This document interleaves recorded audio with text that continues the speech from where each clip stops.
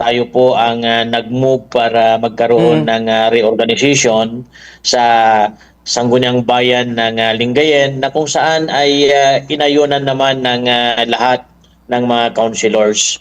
So, isang rason kung bakit nagkaroon ng reorganization sapagkat may councilor na laging ipinapaabot sa aming opisina na ginagamit ang kanyang committees para takutin yung mga department heads, para gamitin yung kanyang chairmanship na siya daw dapat masunod no sa kanilang department na sa aming paningin ay dapat balasahin no yung mga committee na yan para mawala yung ganong klaseng sumbong sa opisina ng mga iba't ibang councilors, Sir Prami.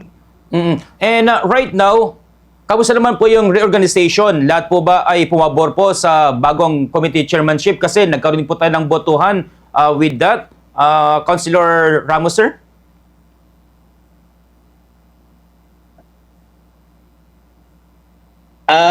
Actually, sa mga chairmanship ngayon ay may isang councilor lang na talagang natanggalan ng kanyang chairmanship at bukod sa natanggalan ay walang naibigay na chairmanship sa kanya. Siguro ang mga rason ay baka gamitin ulit no sa ibang paraan no. Kaya siguro hindi nabigyan ng chairmanship yung isang councilor, Sir Prami. So, sa panig naman po ng councilor po na yan, huwag na po ating banggitin po, no? Wala naman pong violent reaction regarding po dyan. Kasi parang, pinagkaisan ako ng mga kapwa ko councilor dito sa Lingayen, councilor.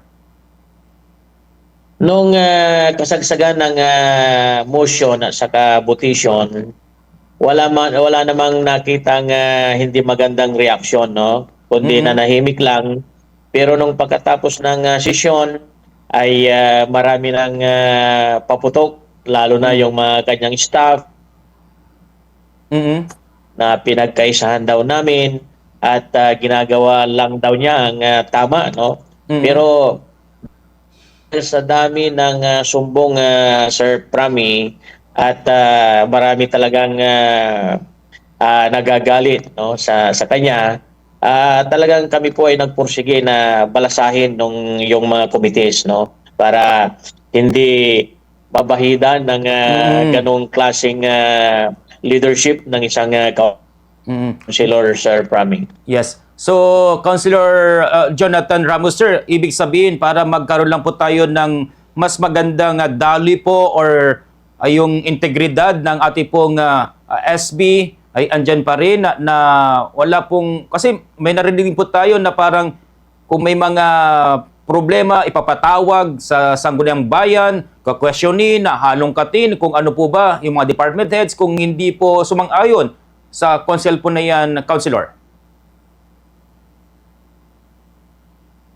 Actually, yun ang isang napansin po namin kaya't napag-usapan ng mga iba't ibang councilors na hindi dapat ganun sana na napipersonal ang ating mga department managers sa bayan ng Lingayen at sana ay alam ng isang councilor na yan kung ano ang function niya talaga no kasi ang feeling ng mga staff at department managers o heads dito sa bayan ng Lingayen ay parang astang mayor na Sir Prami no so yun ang isang sabi namin mahal naman namin siya bibigyan lang ng lesson pat at least mapagtanto niya mapag-aralan kung ano yung mga nagawa niya o pagkukulang sa kanyang mga nakalipas na chairmanship. Okay. At may kaugnayan po ba yan na councilor dito po sa 40 million na pesos na assistant fund mula mismo sa national government? Sir, ano po ba yung 40 million po na yan?